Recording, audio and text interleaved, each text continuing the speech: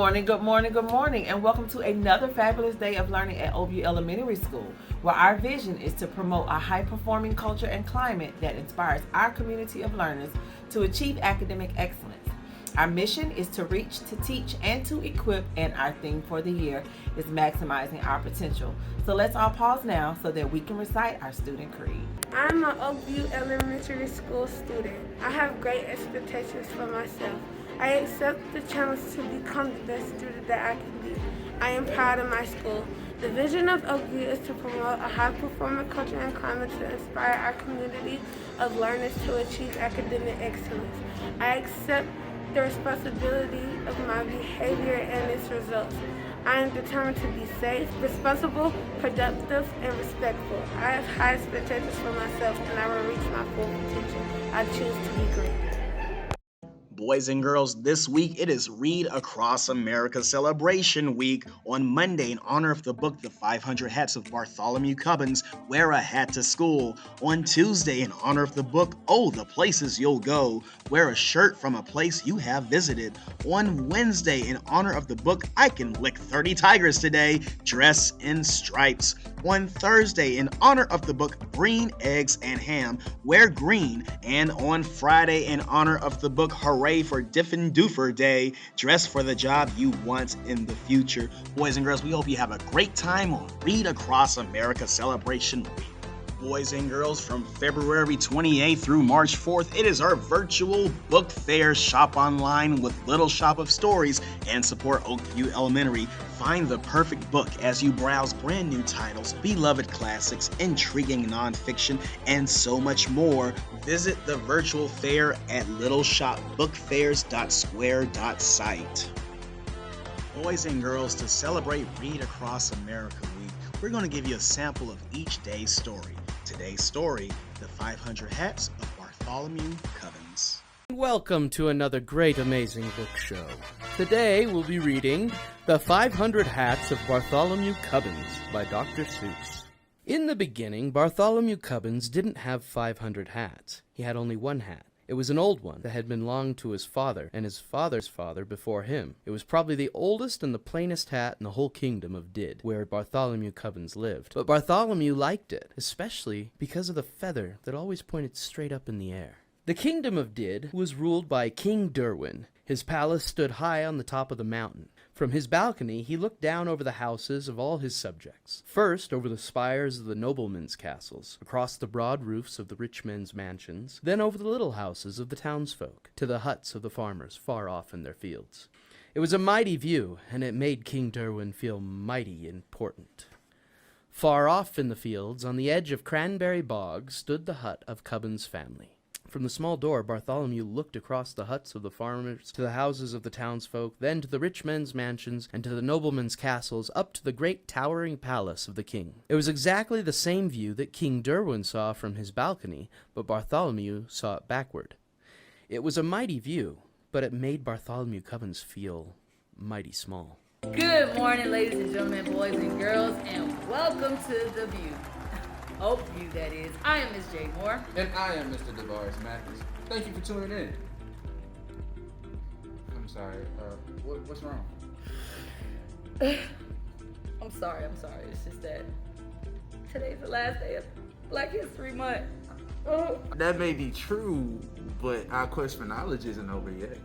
You're right about that, yep. We did give a lot of information to everybody over the last month, so you're right. We have a special guest today that will wow our audience. You're right, yes. I'm so glad that she could clear her busy schedule to join us. Ladies and gentlemen, boys and girls, our guest is well known all over the world. Yes, and our guest has lived in the most well-known house in the entire world. The White House. I can't hold it in any longer. Please welcome our first guest, First Lady, Attorney Michelle Obama. Yeah. Yes. Thank you for joining The View, First Lady. Thank you so much for having me. So how did it feel to become the first African-American First Lady of the United States of America? Being the First Lady was one of the greatest honors of my life, and I'm so happy, and I hope that I made you all proud. Well, that's an understatement. Not only did you make us proud, you made us believe that everything is possible. Thank you, I'm humbled. So what was it like living inside of the White House? Well, I would wake up every morning and think, I'm living in a house that was built by slaves. And I'd watch my two beautiful daughters, two beautiful, intelligent, brown-skinned girls playing with the dog on the White House lawn. Oh, wow. That is so inspiring. So, tell us about your upbringing. Well, I was born in Chicago. My father was a city pump operator and a precinct captain for the Democratic Party. Nice. My mom she worked, but most of the time that she spent was at home with us as a stay-at-home mom, taking care of me and my brother Craig. Would you say that you've attained the status you have because you grew up rich? Rich? Now that's an overstatement. We actually lived in a small bungalow in Chicago, South Side. Would you believe that my brother and I slept in the living room with a sheet that divided our two spaces? We were and still are a very close-knit family. We have so many memories of us sharing meals at the table together, reading, playing cards, just having a good time. So, Michelle, are you saying that where you live doesn't determine where you go in life? You're absolutely right. What matters is your determination. I hope everyone in our audience heard that. Now, what everyone really wants to know, how did you and Mr. Obama meet? Nice. Well, after law school, I actually landed a job at a law firm in Chicago. And at the time, Barack was a summer intern. And wouldn't you know it, I was assigned to be his advisor. Wow, now that's funny. Man, you guys met at work and then got married. We all remember that fist bump. Yes, I helped my husband's campaign, and as you know, he became the 44th President of the United States and served 2 terms. Yes, he did. Congratulations on your book, Becoming.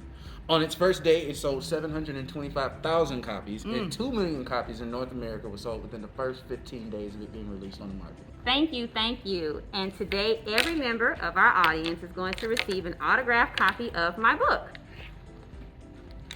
Becoming. Hey! Yes! I've been trying to read that for a while. I know, right? That's a nice thick book. But anyway, reading is fundamental. What a surprise. Our time is up, unfortunately. But before we go, would you like to say anything to the OFU students? Oh, I thought you'd never ask. I want our young people to know that they matter, that they belong. Don't be afraid. You hear me? Don't be afraid. Fear is false evidence appearing real.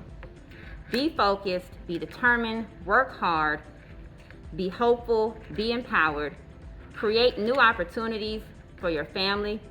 Create new opportunities for yourself. Remember that education is key in this life.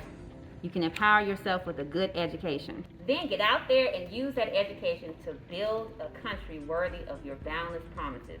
Lead by example with hope, never fear. Well, thank you, First Lady Michelle Obama, for taking time out of your busy schedule to be our guest here on The View. Today is our last day of The View, but we have enjoyed you all month long, so thank you for watching The View. Remember, your perception will be clearer If you join The View. Oak View, that is. City.